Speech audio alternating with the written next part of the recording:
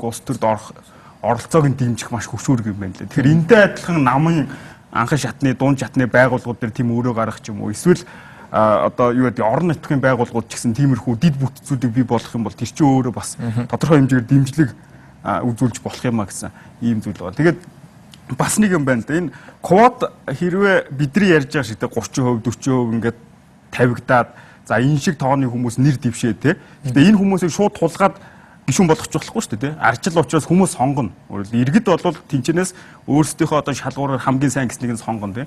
За ингэснээр одоо парламент дэх эмэгтэйчүүдийн тоо олон болох юм бол 4 ийм үр дүнд хүрэхээр байна. Нэгдүгээрт бол тийм сайн рол моделүүд гарч ирнэ. Өөрөөр хэлбэл одоо эмэгтэй хүн гэдэг чинь зөвхөн одоо нэг тийм дүр тоглодог биш. Эмэгтэй хүмүүст бас ийм мөрөөдөлтөй байж болно тий. Эмэгтэй ерөнхийлөгч, эмэгтэй улсын хурлын дарга байж болно тий.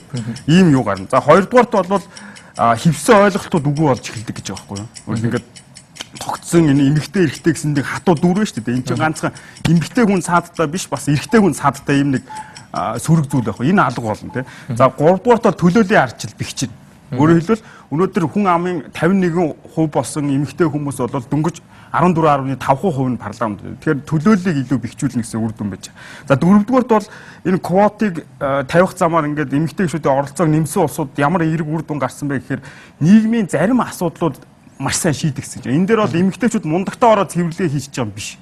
Өөрөөр хэлбэл ашиг сонирхолт нь хүндэгдэх хүмүүсийн төлөөлөл тэнцээ орж байгаа учраас нөхцөл байдал тэнд ийм байна те. За шийдэл нь ийм байна. Ингүүл бид нарт ингэж тусч ийн гэдэг байр суурийг илэрхийлдэг учраас жишээд нийгмийн халамж байна, хүүхдтэй холбоотой асуудал байна, гэр бүлийн хүчирхийлэл байна те.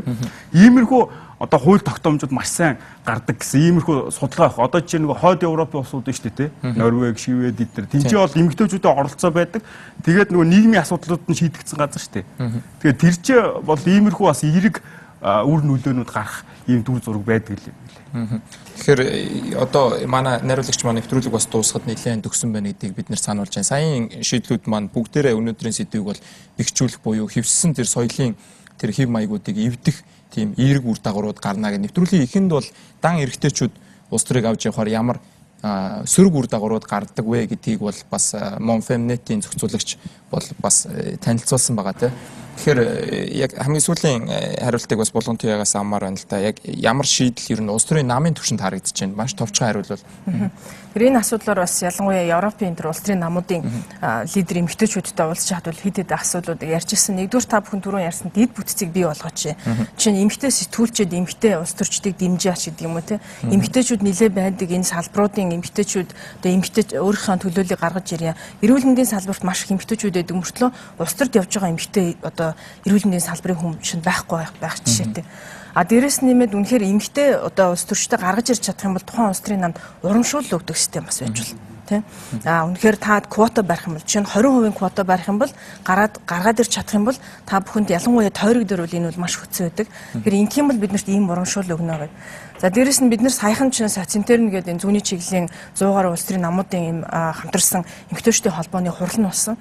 Тэгээ энэ дээр бол бүх улс төрийн намууд манай гишүүн чинь Монгол Ардын нам чинь гишүүн бол санхүүжилтийн 30%-ийг эмэгтэйчүүдийн боловсрал энэ улс төрд явах энэ одоо юуны төлөө зарцуулаач гэдэг асуудлыг бас ярьсан.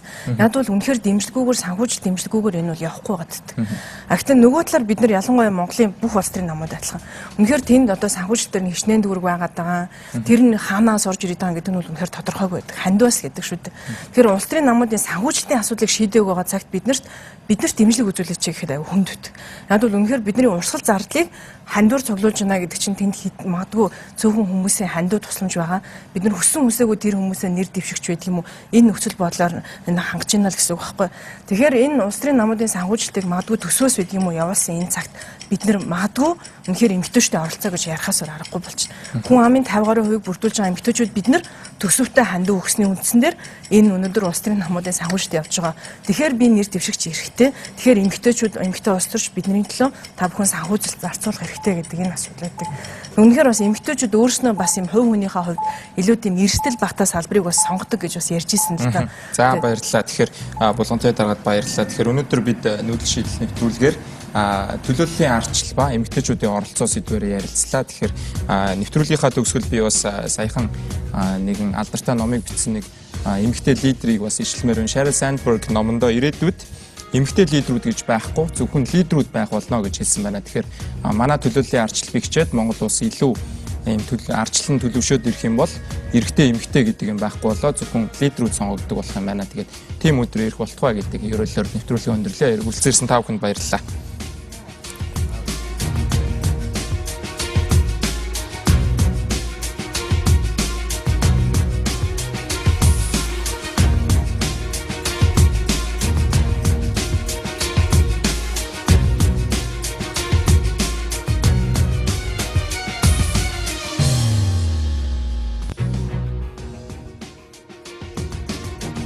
Шин санаа саналууд үзэл бодлын тэнцвэртэй тулаан